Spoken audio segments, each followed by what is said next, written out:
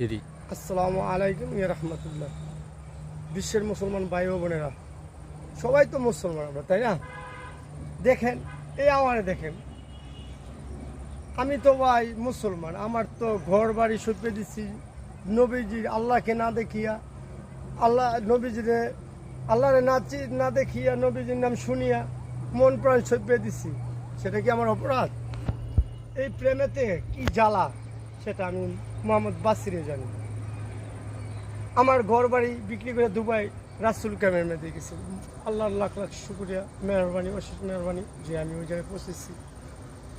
ওখানকার নিয়ম কারণ নবীজি যে জীবনবাণী করে গেছিল, তিনি অতি দুঃখের কষ্টের সাথে ইসলাম কায়েম করে গেছিল।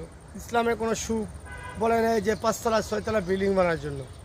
বলছিল আমার মতন, আপনার মতন, ওনার মতন এক ভাইয়ের কাছে ইসলামের দাওয়াত নিয়ে যাওয়ার জন্য।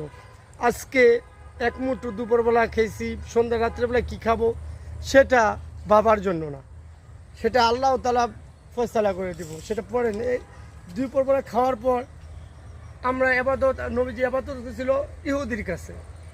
ইসলাম দাওয়াত নিয়ে যাওয়ার জন্য ইহুদির কাছে গেছিল, মুসলমানের কাছে কমই ভাই, ইহুদির কাছে গেছিল। কথাটা অনেক দুঃখের ভাই। ইয়া উম্মতি করে কাঁদতেছে আমার নবী আল্লাহর কাছে, কিয়ামতের আগ পর্যন্ত কাঁদতেছে উনি। অনেক কষ্টের বিষয় আমাদের ভাই, আমরা বুঝতেছি না ভাই, আমরা শুধু অন্ধকার হয়ে গেছি। চোখ তাকিয়ে আমরা অন্ধকার, কারণ আমরা নেশায় পড়ে আছি, স্বার্থের নেশায়। নবীজির কোনো স্বার্থ ছিল না, আমাদের নিয়ে স্বার্থ ওনার। ইয়া উম্মতি, আমাদের মতো উম্মতদের নিয়ে ওনার স্বার্থ, আমাদের জন্য কাঁদতেছে। উনিও তো চাইলে পারতো, কোটি কোটি ধন সম্পদ, বিশ্বের ধন সম্পদের মালিক হইতো, চাইলে দিত না। আল্লাহ দুষ্ট ছিল, দিত ভাই। আজকে আমরা অন্ধ, চোখ থেকে তো অন্ধ হয়ে আছি ভাই, যে নবীজিরে ফলো করি না। খালি নামাজ, একজনে বলে আসেন নামাজ পড়ি, খালি নামাজ পড়ি। নামাজ কি ভাই? এটা বেহেশতের চাবি। আজকে নামাজ পড়লাম, আসরের নামাজ পড়লাম, এটা যদি আমি এখন বেহেশতের যে তালার মাঝে গিয়ে এই কপালটা ঢুকে দেয়, আমার চাপ, এটা শ্যুট করবো, এটার সাথে কি খাইবো, মেশিন খাই নেবো, তালাটা খুলে যাবে ভাই। এটা সাবজেক্ট না, আবাদত আমল, এটা হচ্ছে বড় মূল্যবান সম্পদ।